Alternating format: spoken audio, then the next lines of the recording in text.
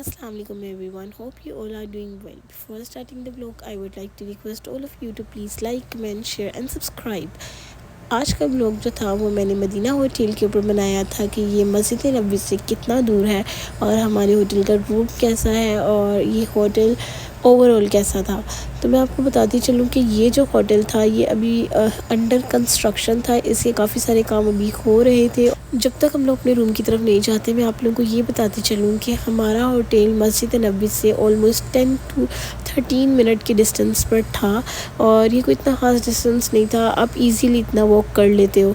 हम इस होटल में ऑलमोस्ट 2 डेज़ रहे थे और उसकी रीज़न ये थी कि इस होटल के पास कुछ ख़ास खाने पीने की शॉप्स नहीं थी और आपको तो पता है कि लाहौरियों का खाने पीने का कितना शौक़ होता है, वो खाने पीने के लिए कुछ भी कर लेते हैं, अपना होटल भी चेंज कर लेते हैं। अच्छा, ये था जी हमारा रूम जो कि बहुत ही नीट एंड क्लीन था और 2 पर्सनस के लिए मैं कहती हूँ कि ये बहुत बेस्ट था क्योंकि इतना ही आई थिंक इनफ होता 2 पर्सनस के लिए। हमारे रूम में था एक अलमारी थी, मेरी फ्रिज थी, टीवी था, I think her cheese available थी जो कि एक बंदे को चाहिए होती है।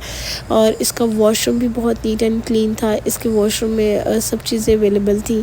अच्छा, सब चीज़ों से मुराद वॉशरूम की सब चीज़ें अवेलेबल थी, अदरवाइज़ ये जो शैम्पू, टूथपेस्ट वगैरह या टॉवल होता है ये आपको खुद लाना पड़ता है। अच्छा, मैं आप लोगों से इस होटल का नाम शेयर करना तो भूल ही गई। इस होटल का नाम था फंदक शाज़ा अलबरका। फंदक बेसिकली कहते हैं होटल को, जैसा कि मैंने आपको बताया कि यहाँ पे अरबी वर्ड्स यूज़ होते हैं और उनके मीनिंग्स इंग्लिश में मुझे थोड़े थोड़े पता चल गया। अच्छा, इस होटल की बेस्ट लोकेशन ये है कि इसके बिल्कुल सामने आलिया होटल था।